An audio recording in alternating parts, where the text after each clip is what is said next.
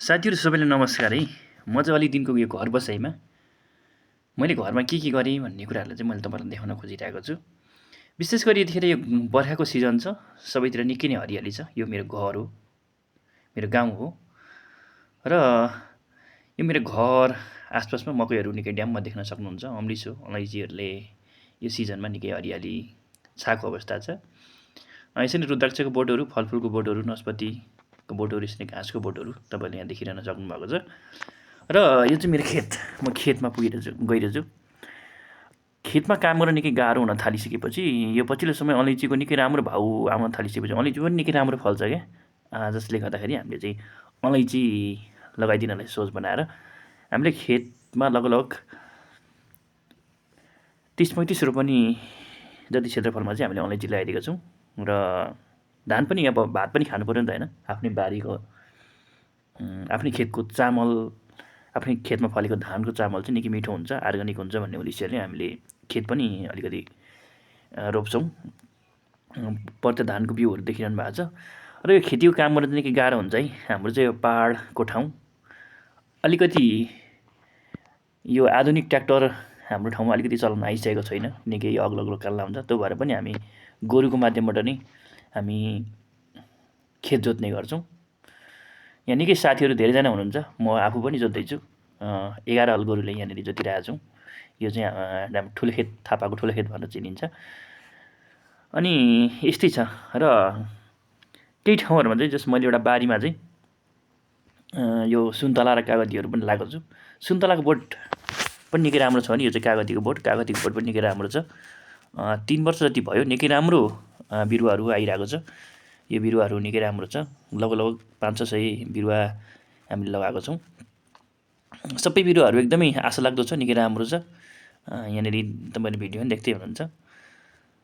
जसले गर्दाखेरि पनि जस यो अलिकति सजिलो खेतीको रूपमा र अलिकति आर्थिक पक्षलाई जस अलिकति सहज बनाउँछ कि भन्ने उद्देश्यले हामीले यो खेतीहरूलाई पनि हामीले सुरु गरेका छौँ। यो रुखहरू चाहिँ अब अलिकति छाट्नुपर्ने अवस्था छ। पहिले चाहिँ बिरुवा जोगाउनलाई हामीले अलिकति रुखहरू राखेको थियौँ। यो जङ्गलै पनि थियो, पहिले अलैँची थियो, अलैँचीबाट के अरे हामीले यो अलैँची हटाएर फेरि यो कागती खेतीहरू गरेको हौँ। यस्तै छ। र फलहरू फल्न थालिसकेको छ है। तपाईँहरूतिर चाहिँ के कसरी खेती गर्नुहुन्छ? हामीले चाहिँ यसरी लगायौँ। अलिकति बाक्लो भयो कि पातलो भयो है, तर जस यतिको ठिकै हुन्छ जस्तो लागिरहेछ। यस्तै छ।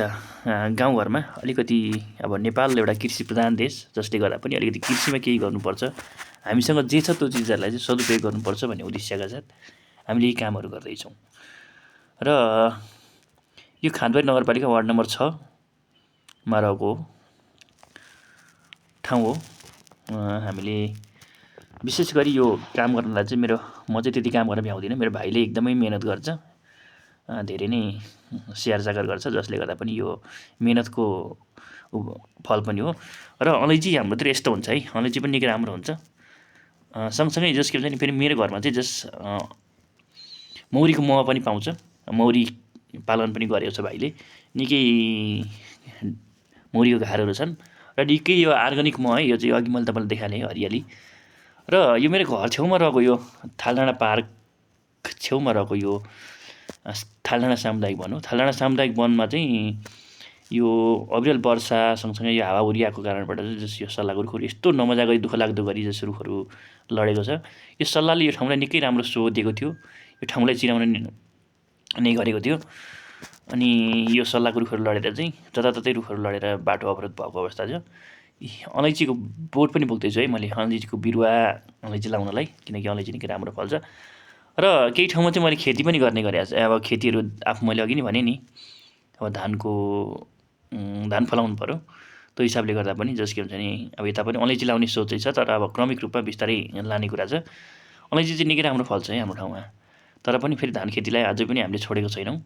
केही अलिक पाखा चाहिँ अलैँची लाउँछौँ भने मेन ठाउँमा चाहिँ हामी धान खेती नै गर्ने गर्छौँ। धेरैजना साथीहरू हामी जुटेर चाहिँ जस एकअर्कामा अरमा परमा गर्दै यसरी हामी र यो खेतीमा काम गरिसकेपछि हामी यसरी खाजा खान्छौँ है। काम गरी